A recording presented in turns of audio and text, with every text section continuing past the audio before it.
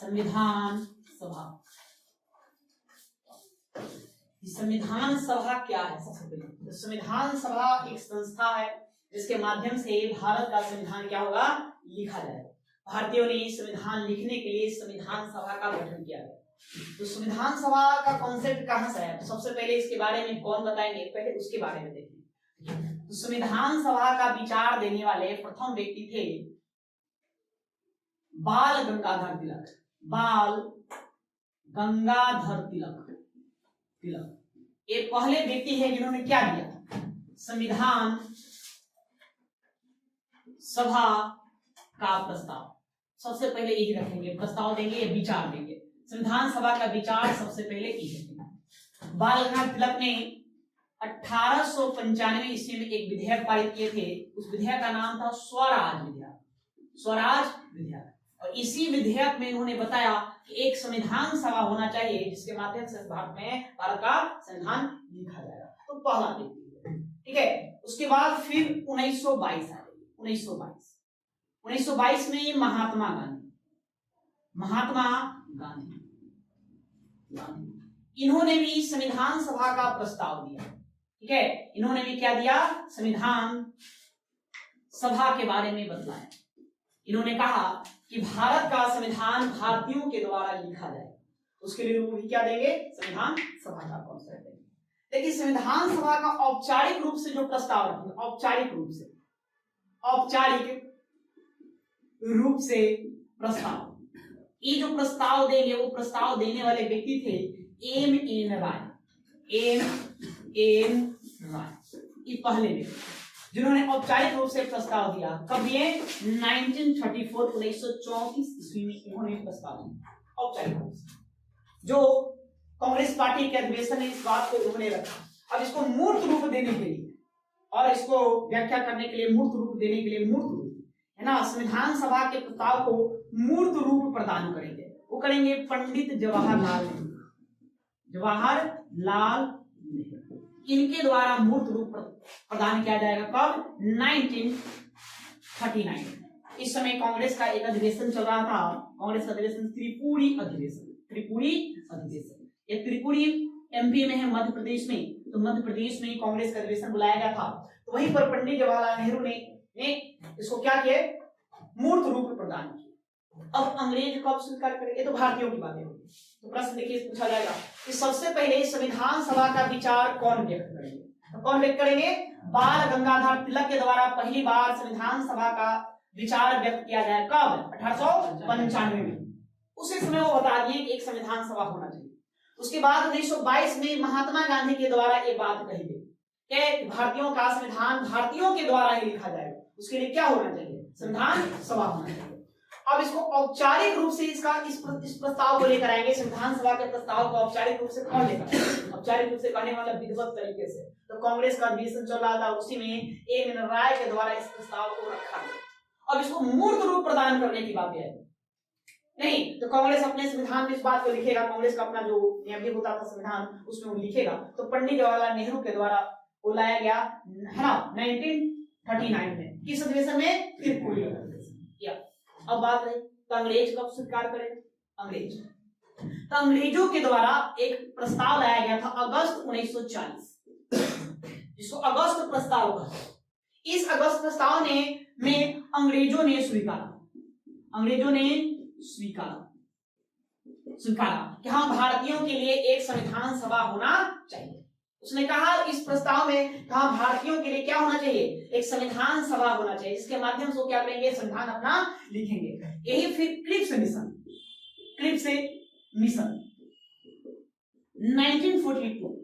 1942 में मतलब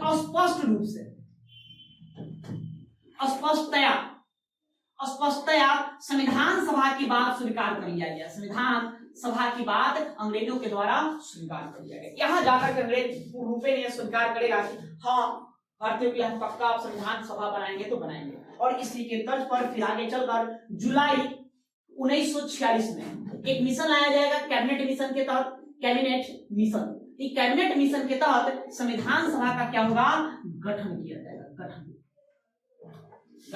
इस संविधान सभा का इतिहास है, जहां सबसे प्रश्न पूछे गए। तो एक बार देख लेते हैं। तो सबसे पहले संविधान सभा के विचार कौन व्यक्त करेंगे? बाल गंगाधर तिलक। कब? 1895 में एक विधेयक लाएंगे, स्वराज विधेयक, उसी के माध्यम से। उसके बाद 1922 में महात्मा गांधी इस बात को रखेंगे। फिर औपचारिक रूप से इस प्रस्ताव को कौन लेके आएंगे? संविधान सभा के प्रस्ताव को एम.एन. राय के द्वारा लाया जाएगा। संविधान सभा के प्रस्ताव को मूर्त रूप किनके द्वारा प्रदान किया जाएगा? पंडित जवाहरलाल नेहरू के द्वारा प्रदान किया जाएगा 1939 में। अंग्रेज कब स्वीकार करेगा कि भारतीयों के लिए संविधान सभा होना चाहिए? अंग्रेज अगस्त 1940 में स्वीकार किया। किस माध्यम से? अगस्त प्रस्ताव लेकर आएगा, उसी के माध्यम से कहा कि हाँ संविधान सभा एक होना चाहिए। लेकिन स्पष्ट रूप से अंग्रेजों ने कब कहा? तो स्पष्ट रूप से कहेगा क्रिप्स मिशन में। कब? 1942 को अंग्रेजों ने स्पष्ट रूप से बात को स्वीकारा कि संविधान सभा बनाएंगे। और कैबिनेट मिशन के तहत जुलाई 1946 में संविधान सभा का गठन कर दिया गया। यहाँ से प्रश्न पूछा गया, तो प्रश्न देखिए अभी तक आपके एग्जाम में क्या पूछा गया है। एक कि संविधान सभा का गठन किस मिशन के तहत हुआ या किस प्रस्ताव के द्वारा हुआ? तो कौन सा प्रस्ताव? कैबिनेट मिशन के द्वारा हुआ। समय पूछा जाता है कब? तो कब होगा? जुलाई 1946 ये पूछा गया। दूसरा, संविधान सभा को मूर्त रूप किनके द्वारा प्रदान किया गया? तो मूर्त रूप की यदि बात करेगा तो हम क्या नाम लेंगे? पंडित जवाहरलाल नेहरू लेंगे, इन्होंने मूर्त रूप प्रदान किया।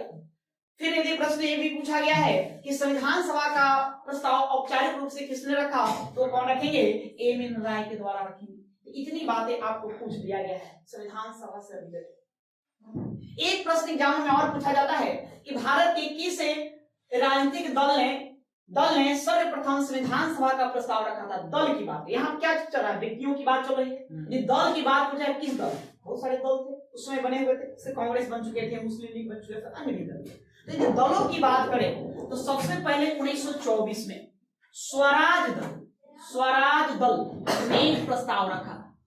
स्वराज दल के द्वारा प्रस्ताव रखा। दल की बात करेंगे, ठीक है। तो ये संविधान सभा के इतिहास से आपको इतनी बातें ध्यान में रखना है।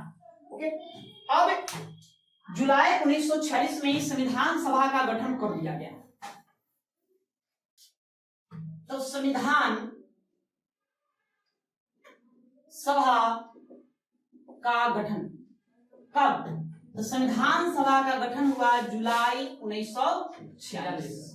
ये समय है जब संविधान सभा का गठन कर दिया जाए। जब संविधान सभा का गठन हुआ तो अब सवाल उठा कि इसमें तो सदस्य कितने होंगे? मेंबर की बात है, क्योंकि तो भारत का संविधान लिखा जाना है। तो भारत का संविधान जब लिखा जाना है तो पूरे भारतवर्ष से लोगों को लियाना होगा, प्रत्येक वर्ग से लोगों को यहाँ पर लाना होगा, बुलाना होगा। तो कितने मेंबर हम रखें कि काम चले? तो कहा गया कि 10 लाख के आबादी पर एक उम्मीदवार होगा। कितने? एक सदस्य चुना जाएगा, एक सदस्य जो संविधान सभा में बैठेगा। और उस समय भारत की जनसंख्या लगभग 40 करोड़ थी। उस हिसाब से 389 सदस्यों को निर्धारित किया गया। ये 389 मेंबर होंगे जो कहां बैठेंगे? संविधान सभा में बैठेंगे। क्या करेंगे? बैठकर संविधान लिखेंगे। भारत का क्या करेंगे? संविधान लिखेंगे। ये 389 सदस्य तो कहां से आएंगे? भारत के किस क्षेत्र से आएंगे? तो उसमें देखिए, आजादी के समय भारत का जो स्वरूप था, आजादी के समय स्वतंत्रता के समय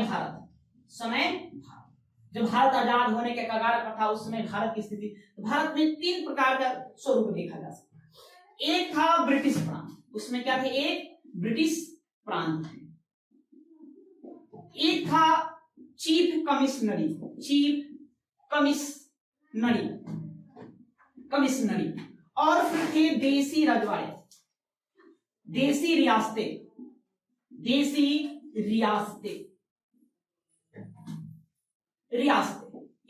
3 प्रकार के प्रांत हुए करते हैं। ब्रिटिश प्रांत, इसकी संख्या थी 11। इसकी संख्या कितनी थी? 11। चीफ कमिश्नरी, इसकी संख्या थी 4। और देसी रजवाड़े 550 से अधिक। 550 से अधिक मतलब किस तरह के प्रांत? ब्रिटिश प्रांत कहने का मतलब कि वो क्षेत्र थे जिस पर अंग्रेजों का सीधे नियंत्रण था। शासन की बागडोर उसी के हाथों में था, शासन प्रशासन सब उसी के हाथों में, सीधे तौर पे नहीं। इसमें से आप देखेंगे कि 11 प्रांत कौन कौन थे? तो एक थे बंबई, मद्रास, बंगाल, बिहार, उड़ीसा,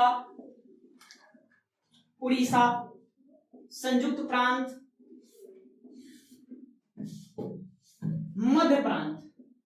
मध्य प्रांत, साथ में और इसी के साथ था बरार इसी के साथ रखा गया था, बरार, पंजाब, सिंध, असम। कितने हो गए? 1 2 3 4 5 6 7 8 9 10 और एक थे उत्तर पश्चिम सीमा प्रांत।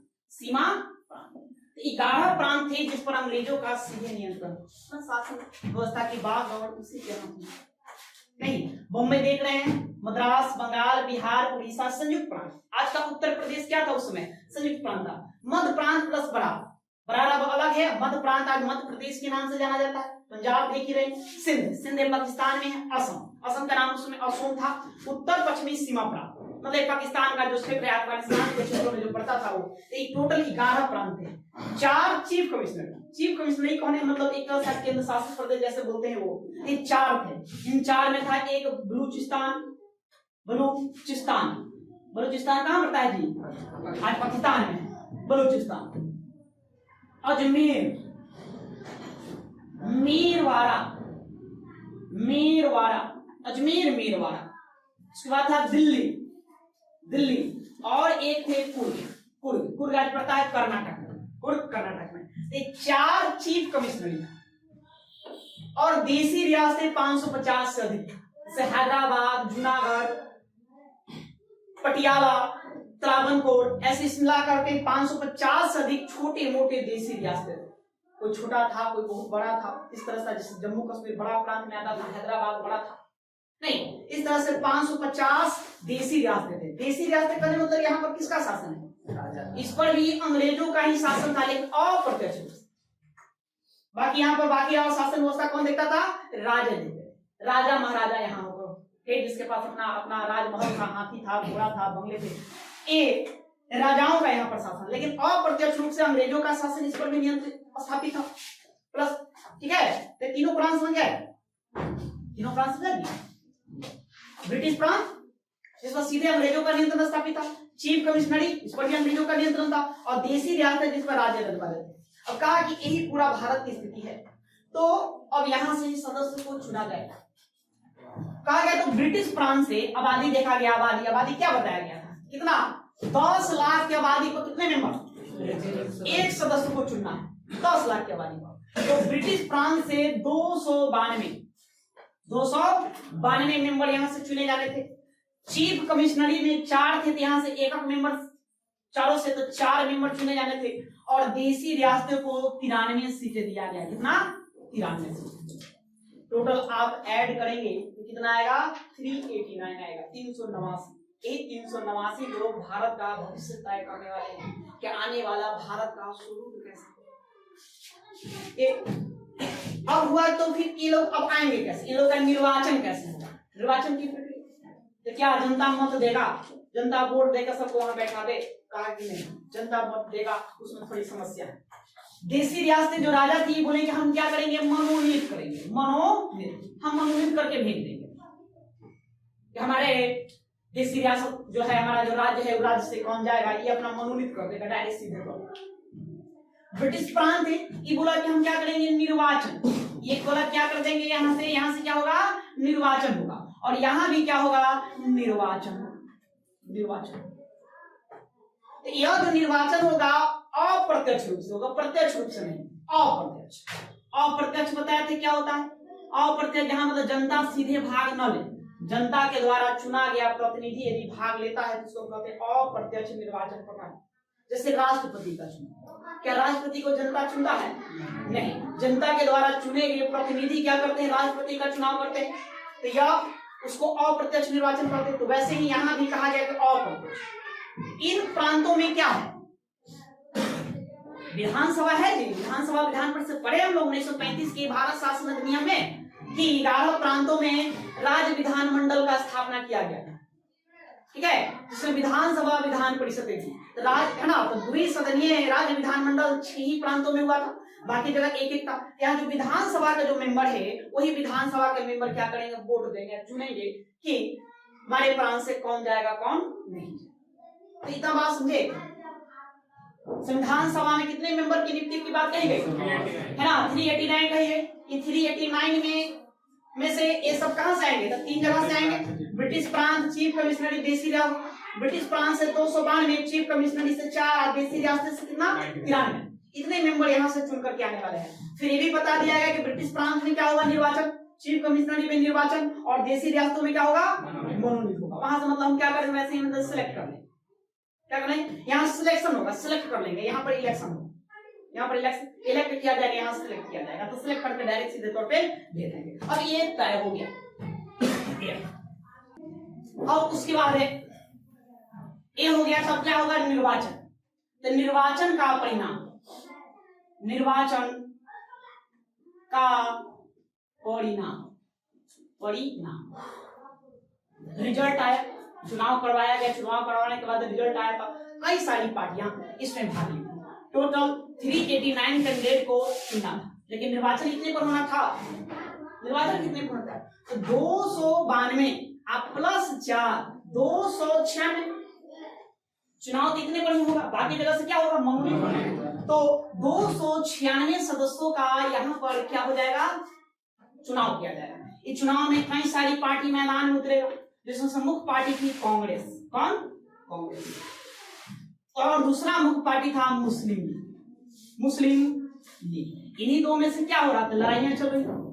तो कांग्रेस को 208 सीटें मिली, कितना 208, और मुस्लिम लीग को 73 सीटें मिली।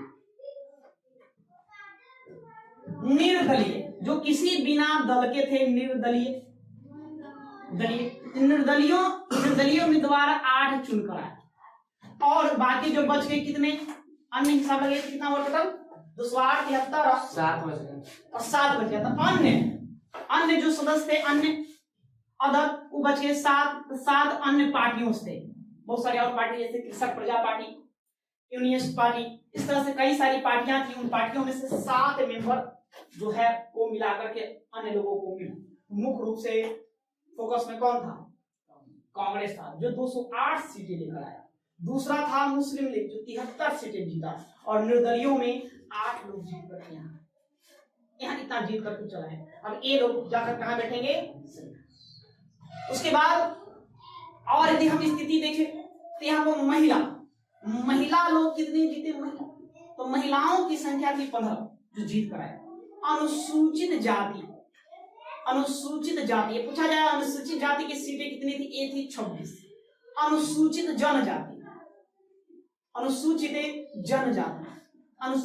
जनजातियों की सीटें थी 23। तो ये कुछ इधर से जीत कर आए। उसी में हम सिख की बात करें, सिख कितने थे, तो सिख की सीटें थी 4, तो 4 सिख लोग थे जो यहाँ पर जीत सकते हैं। ये सब डेटा है कि संविधान सभा में भी आपको खाली डेटा याद रखना है, संख्या। अब बड़ा कंफ्यूजन करता है, तो कंफ्यूज नहीं होना है, आपको ध्यान से देखना है किस तरह उसको निकालना है, कितनी संख्या है। तो ये सब सारी संख्याओं का खेल है, यहाँ पे आपको संख्या देखना है। नहीं, सबसे पहले फिर से देखो एक बार, टोटल मेंबर कितने, 389 में से ब्रिटिश प्रांत से कितने आएंगे, है ना, 11 ब्रिटिश प्रांतों में 292 जीतेंगे, है ना।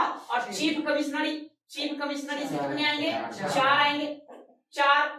और देसी रियासतें से कितने आएंगे, देसी रियासतें से आएंगे 93, ये आया। निर्वाचन जब हुआ तो इसका रिजल्ट क्या हुआ, निर्वाचन तो कितने को होना था, 296 पड़ी। तो निर्वाचन हुआ कि कांग्रेस से 208 जीता, मुस्लिम लीग का 73 जीता, और निर्दलीय का कितना जीता, 8 जीता। और अन्य जो पार्टियां थी उन पार्टियों से 7 मेंबर जीत कर आए। अब ई 296 में पूछ देता है कि बताइए महिला उम्मीदवार कितनी थी जो जीती, तो महिला उम्मीदवार में कितनी, 15।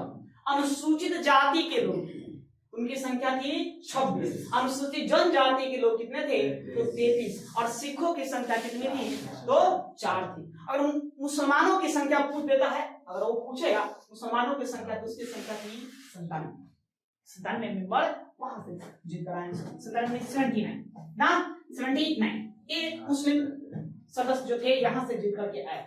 एक स्थिति थी दलों की संख्या। अब देखिए इसमें से आपको महिलाओं को थोड़ा ध्यान में रखना है। महिलाओं से प्रश्न पूछा, टोटल कितने 15 महिला हैं, तो सभी महिलाओं को आपको याद नहीं रखना है कि 15 तो 15 महिलाओं को रखना पड़ेगा तो काम बनेगा, लेकिन नहीं, उतना रखने की जरूरत नहीं है, टोटल नहीं रखना है। कुछ कुछ महिलाओं को ही नाम याद रखना है, जैसे 4-5 महिलाओं को आपको ध्यान में रख लेना है जो चुनकर आए, जिनके बारे में एग्जाम में प्रश्न पूछे गए। जैसे कि आपको याद रखना है अमृता प्रीतम कौर, एक नाम इनको याद रखना है। सुचेता कृपलानी, इनको ध्यान में रखना है। फिर आपको याद में रखना है सरोजनी नायडू, सरोजनी नायडू। ध्यान में रखना है हंसा मेहता, हंसा मेहता। ध्यान में रखना है बेगम अय्याज रसूल, रसूल। और याद रखना है विजया लक्ष्मी पंडित, विजया लक्ष्मी पंडित, इनको ध्यान में रखना है। तो प्रश्न कैसे पूछा जाएगा? तो प्रश्न पूछा जाता है अमृता प्रीतम कौर संविधान सभा में किस प्रांत की सदस्य थी, मतलब कहां से जीत कर गई थी, बात समझे? जैसे हम कहते हैं अभी वर्तमान में प्रधानमंत्री नरेंद्र मोदी जी हैं, तो इनका क्षेत्र बताइए कौन है, किस संसदीय निर्वाचन क्षेत्र से जीते हैं? वाराणसी, वाराणसी से जीते हैं। तो इनका क्या हुआ, अपना क्षेत्र हुआ। तो उसी प्रकार से इनमें भी क्या आपका क्षेत्र पूछेगा, प्रांत बताइए किस क्षेत्र से जीत कर गया। तो अमृता प्रीतम कौर ये जो है ये जीतेंगी मध्य प्रांत से। ये कहां से? मध्य प्रांत से जीती विजय, मध्य प्रांत, मध्य प्रांत। सुचेता कृपलानी, सुचेता कृपलानी के बारे में जानते हैं हम? भारत की प्रथम महिला मुख्यमंत्री कौन? सुचेता कृपलानी। तो सुचेता कृपलानी के संयुक्त प्रांत, कहा? संयुक्त प्रांत उत्तर प्रदेश, यहां से जीती। सरोजनी नायडू, इन पर आपको ज्यादा फोकस करना है। ये बार बार एग्जामों में पूछा गया है कि सरोजनी नायडू किस प्रांत से विधानसभा के सदस्य थी। ये थी बिहार से। कहा? बिहार, ये बिहार से जीत गए, ठीक है। हंसा मेहता, हंसा मेहता थी बंबई, बंबई के सदस्य, बंबई से जीत कर आई थी। और बेगम अय्याज रसूल एकमात्र मुस्लिम महिला सदस्य। टोटल 296 में 15 महिला, उन 15 महिलाओं में एकमात्र महिला ऐसी थी जो मुस्लिम थी, उनका नाम क्या था? बेगम अय्याज रसूल। ये महत्वपूर्ण हो जाता है, प्रश्न पूछा जाता रहा है। और इनका जो निर्वाचन जो क्षेत्र था वो था संयुक्त प्रांत। कहां से जीत कर आएंगी? संयुक्त प्रांत से ये भी जीतेंगी। और विजया लक्ष्मी पंडित, विजया लक्ष्मी पंडित के बारे में पंडित जवाहरलाल नेहरू के बारे में, तो उनकी बहन हुई विजया लक्ष्मी पंडित। और यह यूएनओ संयुक्त राष्ट्र संघ महासभा की प्रथम महिला महासचिव भी है ना, प्रथम महासचिव भी बनी। तो विजया लक्ष्मी पंडित ये भी जीतेंगे कहां से? संयुक्त प्रांत से जीत कर ही आएंगे। तो कितने महिलाओं को ध्यान में रखना है? 6 महिलाओं। अमृता प्रीतम कौर मध्य प्रांत, सुचेता कृपलानी संयुक्त प्रांत, सरोजनी नायडू बिहार। सरोजनी नायडू के साथ एक और रिकॉर्ड है, इसे कहें इनके साथ रिकॉर्ड है ना। तो भारत की प्रथम महिला गवर्नर कौन बनी थी? सरोजनी नायडू बनी है, ठीक है। लेकिन ये विधानसभा में इनका, संविधान सभा में इनका सिलेक्शन निर्वाचन किस क्षेत्र से हुआ था? बिहार प्रांत से हुआ। और हंसा मेहता बंबई से जीत गई थी। बेगम अय्याज रसूल संयुक्त प्रांत से एकमात्र मुस्लिम महिला सदस्य थी। और विजया लक्ष्मी पंडित इस संयुक्त प्रांत से जीत गई थी। अमृता प्रीतम कौर के बारे में आप जानते हैं? अमृता प्रीतम कौर, अमृता प्रीतम कौर, प्रीतम कौर, अमृता प्रीतम कौर याद रखेंगे भारत के प्रथम महिला मंत्री, मिनिस्टर। जब भारत में पहली बार मंत्रिमंडल का गठन किया गया था, एक प्रधानमंत्री कार्य करने के लिए जो कार्यकारिणी मंत्रिमंडल होती है, उस मंत्रिमंडल में पहली और एकमात्र महिला सदस्य नहीं। तो ये भारत की प्रथम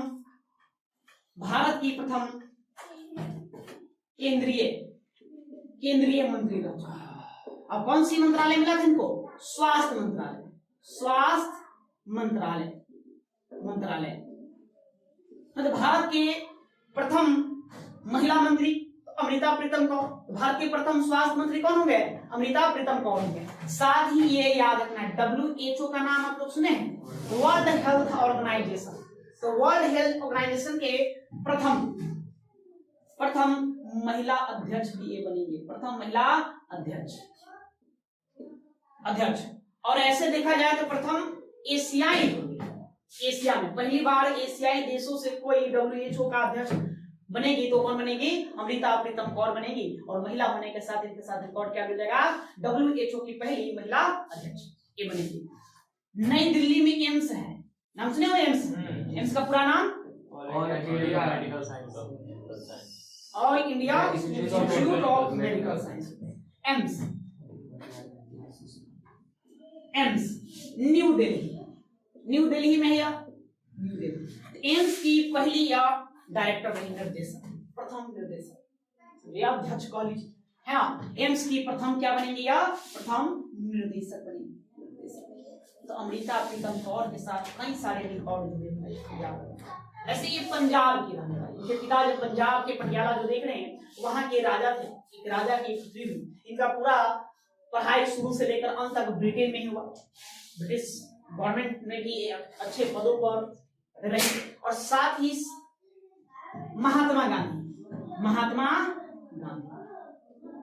महात्मा गांधी के सचिव के तौर पर ये काम करेंगे। सचिव अब 15 वर्षों तक सचिव रहेंगे। 15 वर्षों तक महात्मा गांधी के सेक्रेटरी बनकर रहेंगे, सचिव बनकर। उन्हीं के साथ शुरू से अंत तक ये जुड़े रहे, उन्हीं के साथ रहे, उन्हीं के शिष्या के तौर पर ये काम करती रही है। तो अमृता प्रीतम कौर के बारे में ध्यान में रखना है। बेगम अय्याज रसूल से क्या याद रखने के लिए बताएं? इसे क्या रखना है? एकमात्र मुस्लिम महिला सदस्य एकमात्र मुस्लिम महिला सदस्य। तो क्लियर है महिलाओं के? महिला में याद रहेगा, पूछा जाएगा महिलाओं कितनी संविधान सभा में कितनी महिला सदस्य थी? 15। इन 15 में आपको याद किसको रखना है? इन 6 को याद रखना है। अमृता प्रीतम कौर को कहां से आपको क्या याद रखना है? ये प्रांत याद रखना, किस प्रांत से कौन जीत कर गए थे। बताइए, डॉक्टर राजेंद्र प्रसाद जो भारत के पहले राष्ट्रपति बने, किस संविधान सभा क्षेत्र से चुन कर गए थे? डॉक्टर राजेंद्र प्रसाद बिहार प्रांत से। कहां जाएंगे? बिहार। और पंडित जवाहरलाल नेहरू ये कहां जाएंगे? भारत के पहले ये क्या बने? प्रधानमंत्री। ये कहां से? ये संयुक्त प्रांत। कहां से? संयुक्त प्रांत। ये संयुक्त प्रांत से यहां से यह निर्वाचित होगा। ये बात अच्छा। उन 11 प्रांतों में सबसे ज्यादा सदस्य किस प्रांत में? ये प्रश्न आपसे भी बनेगा, ये पूछा जाएगा, है ना। तो आपको 3 प्रांतों को ध्यान में रखिए, सबको याद रखने की जरूरत नहीं है। सबसे ज्यादा तो बंबई प्रांत से सबसे ज्यादा उम्मीदवार थे, सदस्य थे। बंबई प्रांत से सबसे ज्यादा चुने गए।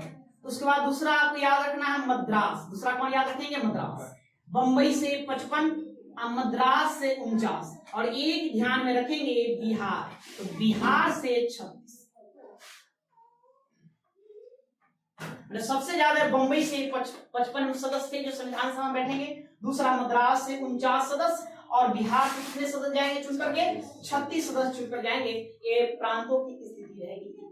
तो डेटा याद हुआ, आंकड़ा ध्यान में बैठा जी। फिर से आंकड़ा देखेंगे। डेटा ही आपको मूलतः फिलहाल में याद में रखना है। फिर से एक बार देखो, 389 मेंबर 3 जगह से। ब्रिटिश प्रांत 292, कमिश्नरी प्रांत कमिश्नरी प्रांत 4। अच्छा 24 कमिश्नरी प्रांत कौन कौन था आप लोग जानते हैं? एक कमिश्नरी प्रांत में था बलूचिस्तान। अभी बताया इसके बारे में। हाँ बता दें। बलूचिस्तान, अजमेर, मीरवाड़ा, दिल्ली और कुर्ग, ये 4 थे। और देसी रियासत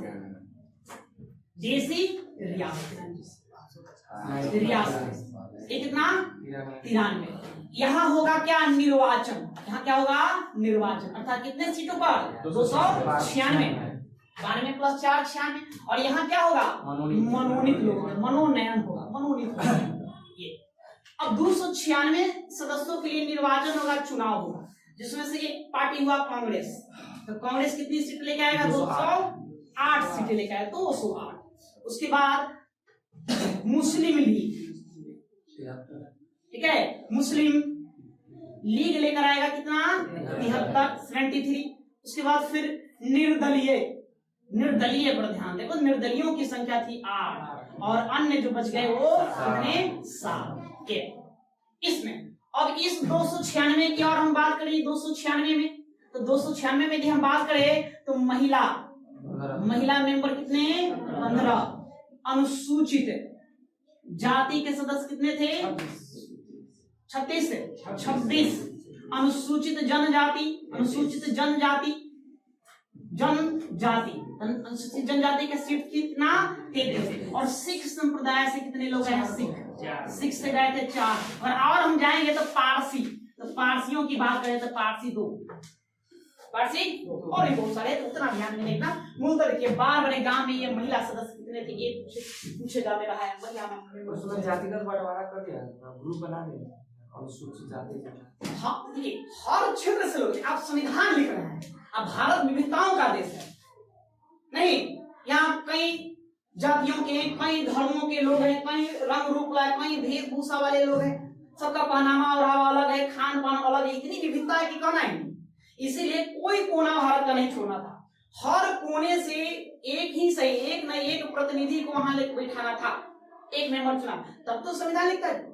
अब संविधान लिख रहे हैं हम अनुसूचित जातियों के बारे में कुछ लिखवे नहीं करें, तो उसका प्रतिनिधित्व करने वाला लोग होना चाहिए ना। तब तो मतलब कि मान लेते उसके संदर्भ में नहीं, उसके पक्ष में कुछ संविधान न लिखा जाए तो विरोध कर सके, इसलिए नहीं, सबको प्रतिनिधि दिया गया था, समझे? टोटल किसी को नहीं छोड़ा गया भाई, सब बैठे। तो भारत का हम भविष्य तय कर रहे हैं, आज जो लिखेंगे परमानेंट लागू होगा।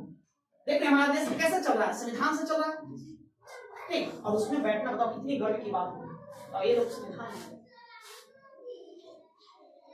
गर्व की बात थी उस समय जो लोग संविधान सभा में बैठे, सब लोगों का नाम बजाते दर्ज हुआ कि कौन कौन बैठे थे, मेंबर में बैठे थे, सदस्य के रूप में कौन कौन आए, किन्होंने क्या क्या बातें कहा, किस तरह से तर्क दिया, ये सारी बातें वहां पर लिखा गया था।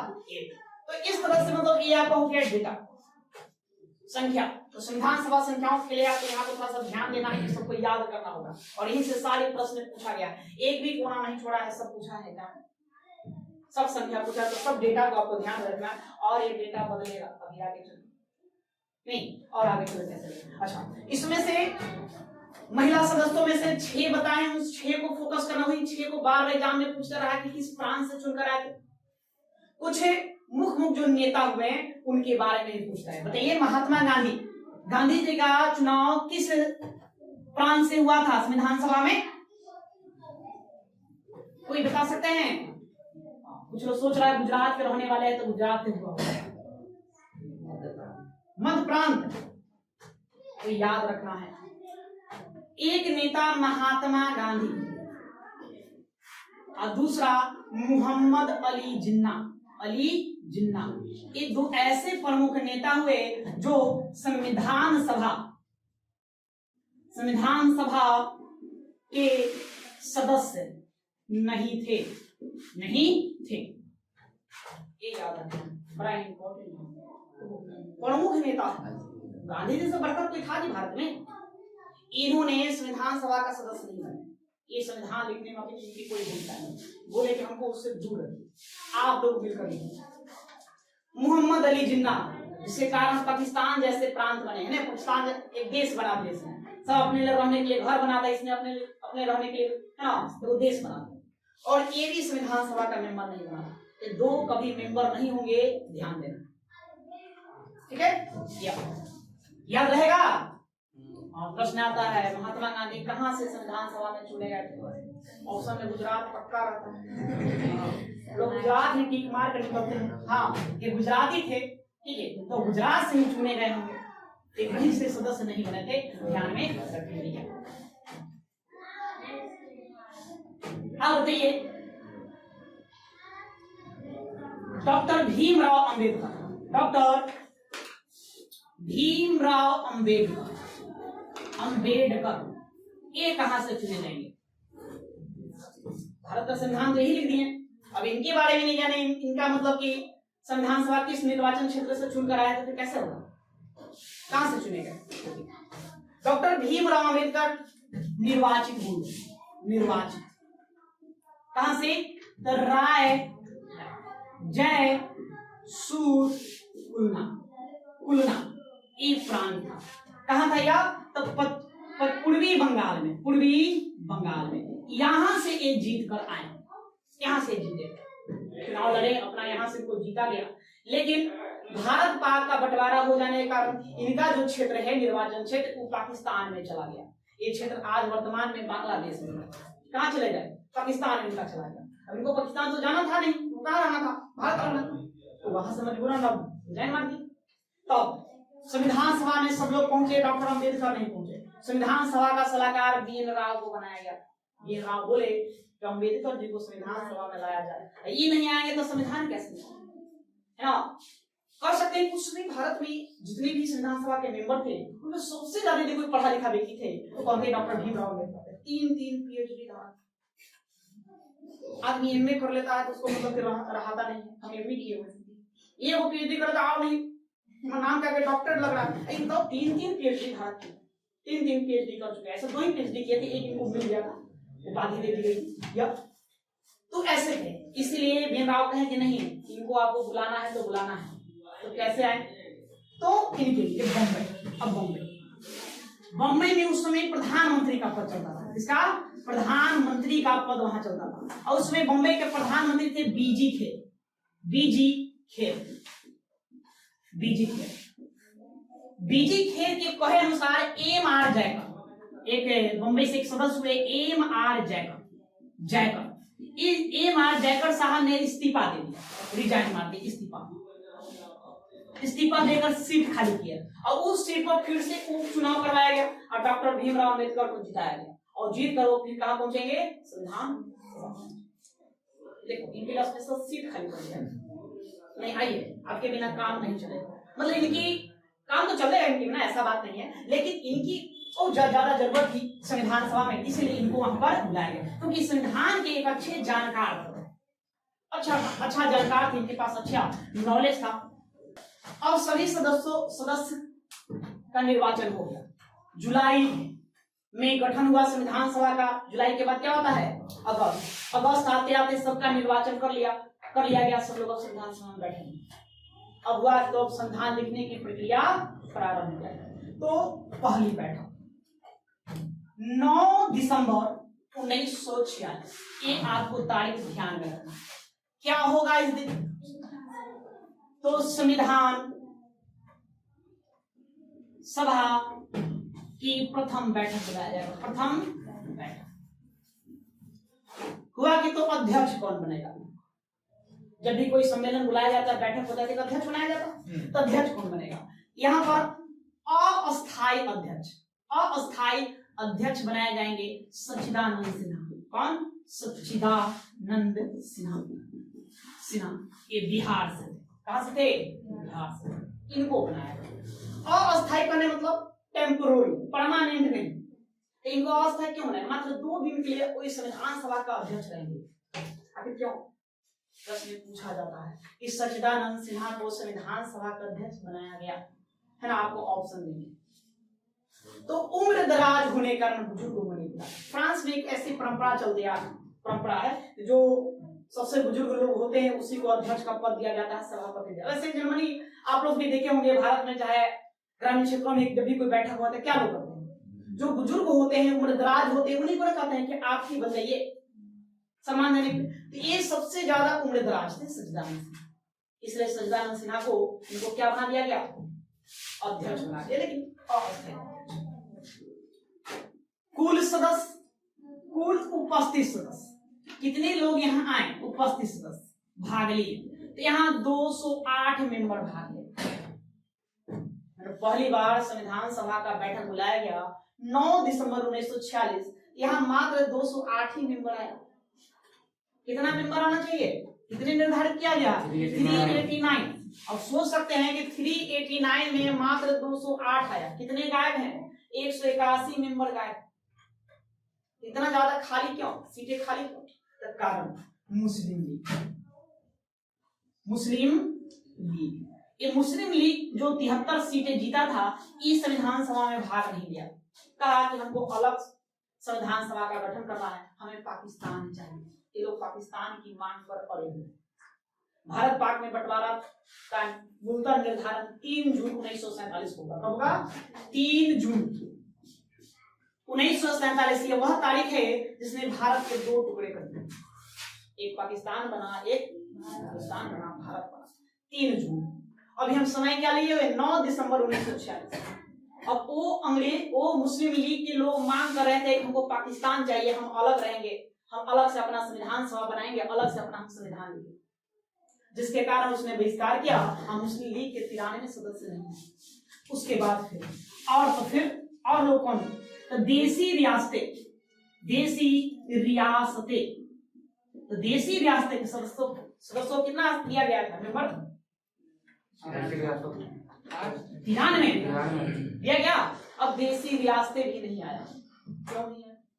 तो देसी रियासत कंफ्यूजन में था, उसको समझ नहीं आया कि हम मतलब भारत की तरफ से रहेंगे कि पाकिस्तान की तरफ से रहेंगे। बात यहाँ चले एक 2 राष्ट्र बनाने, एक भारत एक पाकिस्तान, तो हम भारत में जाएं कि पाकिस्तान में? ऐसा इस कंफ्यूजन, इसलिए ये सभी मेंबर है, कुछ अन्य लोग और नहीं है। इस तरह से मात्र 208 ही मेंबर यहाँ शामिल हो सका। और इसमें महिला जो सदस्य था, महिला सदस्य तो महिला सदस्यों में 7 महिलाएं यहाँ पर शामिल हैं। ठीक है, तो पहला बात समझ में आया। 9 दिसंबर 1946 क्या क्या हुआ? पहली बार संविधान सभा का बैठक कब बुलाया गया? प्रश्न ये पूछा। 9 दिसंबर 1946। जुलाई 1946 को संविधान सभा का गठन। अगस्त 1946 तक, अगस्त सितंबर आते आते सबका निर्वाचन हो गया, चुनाव हो गया, सब स्टेबल हो गया। और दिसंबर में पहली बार बैठक बुलाया गया दिल्ली में। और जब संसद देख रहे हैं तो संसद भवन के अंदर एक हॉल था, उसी हॉल में पहली बार बैठक बुलाया गया। ठीक है, उसको द कॉन्स्टिट्यूशनल हॉल भी कहते हैं। तो संविधान सभा की प्रथम बैठक वहां बुला दी गई और अस्थायी रूप से सचिदानंद सिन्हा को अध्यक्ष बना दिया गया। कुल उपस्थित सदस्यों की संख्या मात्र 208 रही, जिसमें से महिला सदस्य कितने थे? 7 थे, है ना। सदस्यों की संख्या कम होने के पीछे की कहानी क्या? तो मुस्लिम लीग के सदस्यों का ना आना, क्योंकि वो लोग अलग राष्ट्र की मांग कर रहा था। और दूसरा, देसी रियासतें का भी एक भी मेंबर वहां पर शामिल नहीं थे। तो क्या ऐसी स्थिति में आप संविधान लिखेंगे? लिख सकते हैं? अब लोग मुस्लिम लीग के मेंबर नहीं है, जो खास कर कहता है कि हम मुसलमानों का प्रतिनिधित्व हम करते हैं, हम पार्टी हैं। देसी रियासतें, राजे रजवाड़े लोग नहीं है, तो ऐसे में संविधान लिखना उचित नहीं था। इसीलिए अब इसको यहाँ पर रोक दिया जाएगा, फिर से बैठक बुलाया जाएगा। अब कब? अब ठीक 2 दिन बाद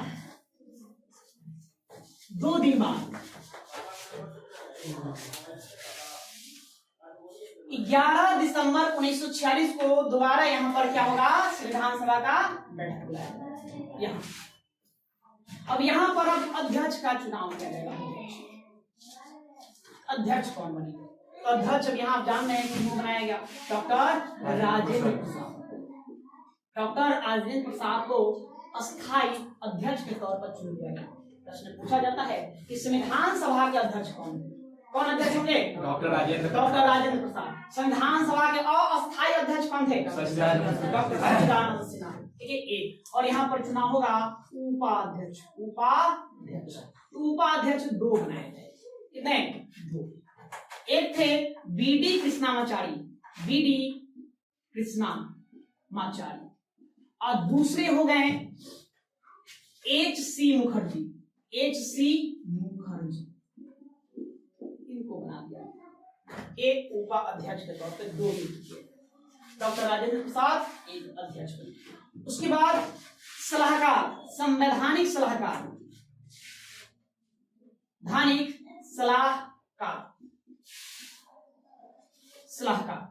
इनको यहां पर VN राव, बनेगल नरसिंह राव। इनका पूरा नाम क्या हुआ?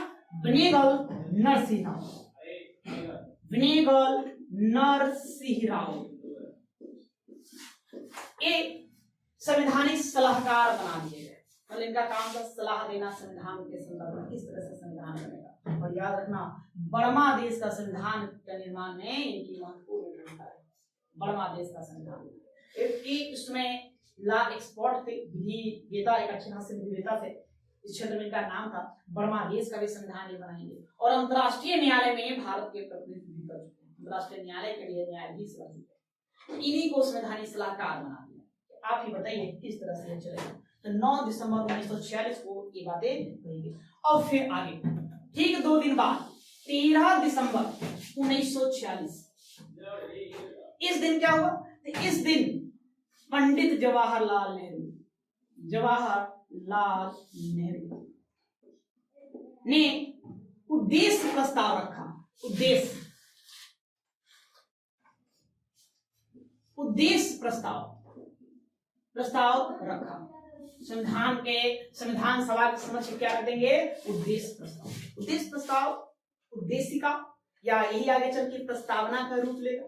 जिसका कहने वाला हमारा देश का संविधान किस तरह से बनेगा उसका एक स्वरूप, एक खाका तैयार करके इन्होंने यहाँ रख दी कि किस तरह से संविधान लिखना है। मतलब एक तरह से आप क्या मानते हैं, जैसे एक फिल्म होता है, फिल्म रिलीज होने से पहले क्या रिलीज होता है जी? ट्रेलर रिलीज होता है। फिल्म में पूरा जब बनकर तैयार हो जाती है तो है ना, या बनती है तो उसके पहले ही हम लोग ट्रेलर रिलीज कर जाते हैं ताकि लोग ट्रेलर देखकर अंदाजा लगा लेता कैसा फिल्म होगा। नहीं, एक्शन है कि नहीं, देखता है एक्शन है तो कैसे है। तो वही एक तरह से समझ जाओ, ये ट्रेलर था, उद्देश्य प्रस्ताव, इसको रखा गया, पारित नहीं किया। ठीक है, तो पारित क्यों नहीं किया गया? पंडित नेहरू का नाम था कि मुस्लिम लीग के सदस्यों को आने दीजिए, तब हम इसको क्या कर देंगे? पारित कर दिया जाएगा, बस रख दिया जाए, सब लोग पढ़े उसको समझे, लेकिन उसको पारित नहीं किया गया। पारित मतलब कि अब कोई भी प्रस्ताव वहां रखेंगे तो बहुमत से उसको क्या करना होगा? पारित होगा। सब कोई स्वीकार करेगा तब उसको अपनाएगा, सब कोई सहमति देगा तब तो उसको स्वीकार किया जाएगा। इसीलिए इसको रखा गया, पारित नहीं किया गया। फिर आगे 22 जनवरी 1947 ना संविधान सभा ने सभी लोग इंतजार किए कि मुस्लिम लीग के मेंबर अब आने वाले हैं, लेकिन मुस्लिम लीग के मेंबर नहीं आया। इसलिए 22 जनवरी 1947 को क्या किया गया? उद्देश्य प्रस्ताव को स्वीकार कर लिया गया। स्वीकार कर लिया गया। जैसे ही उद्देश्य प्रस्ताव स्वीकार हुआ, सब लोग ने मान लिया, हमारा सब लोग समझ गए कि हमारे देश का संविधान अब किस तरह से बनेगा, किस तरह की बातें यहाँ लिखना है, क्या नहीं लिखना है। इसके साथ संविधान लिखने की कवायद अब तेज हो जाएगी। अब दौर चलेगा तो संसदीय समितियों का भी समितियां वगैरह गठन किया जाएगा। समितियों का गठन किया जाएगा और करके संविधान लिखने का काम शुरू। संविधान लिखने में जानते हैं कितना समय लगा?